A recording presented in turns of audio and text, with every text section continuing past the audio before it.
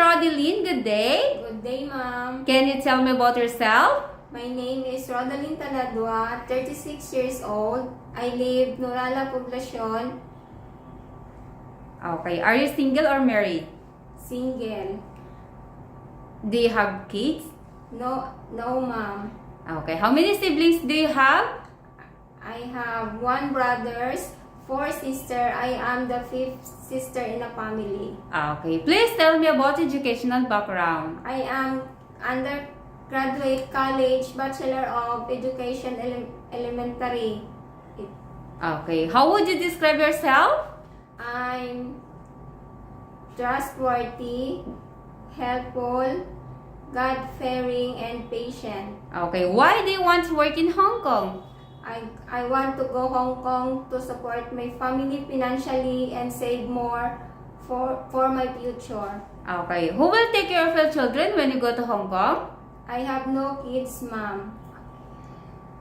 Please tell me about your working experience. My work experience here in the Philippines in year 2020 to 2023 with couple and 1 kids. Age of kids is 3 years old girl.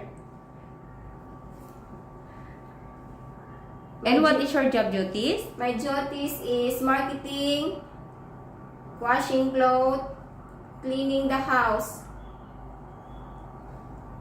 and cooking. Okay. Did you finish your contract? Yes, ma'am. Are you willing to get up early in the morning and sleep late at night? Yes, ma'am. Are you willing to take care of healthy elderly person? Yes, ma'am. Are you willing to take care of children and newborn babies? Yes, ma'am. What we will do if the baby will cry? I will check the diaper if it's dirty, and I will change it. If the baby is hungry, I will feed here.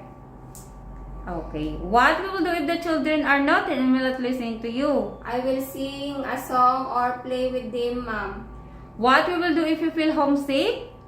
I will focus my work and employers need. Okay. Do you have the full consent of your husband, parents, family to go work abroad? Yes, ma'am. If you have family problem, would you go home or just send financial support? Send financial support. Are you willing to share room with the children, elderly, or other helpers? Yes, ma'am. Are you willing to work during your rest day and employer will pay us overtime? Yes, ma'am. Do you promise not to use your cell phone during working hours? Yes, ma'am. Do you promise not to loan from any bank in Hong Kong? Yes, ma'am. Please sing a nursery song. The wheels of the bus go round and round, round and round, round and round. The wheels of the bus go round and round, all through the time. Okay, do you know how to swim? Yes, ma'am. Do you smoke and drink alcohol beverage? No, ma'am. Are you scared of dogs and cats? No, ma'am. Do you have any tattoo? No, ma'am. Do you have food allergy? No, ma'am. Do you need to wear glasses while working? Yes, ma'am. Are you willing to cut your hair short?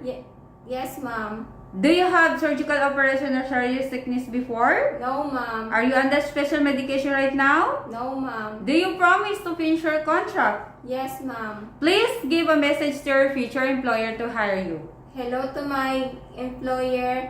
Please choose me as your housemaid. I am hardworking, trustworthy, and obedient. I hope you choose me as your housemaid.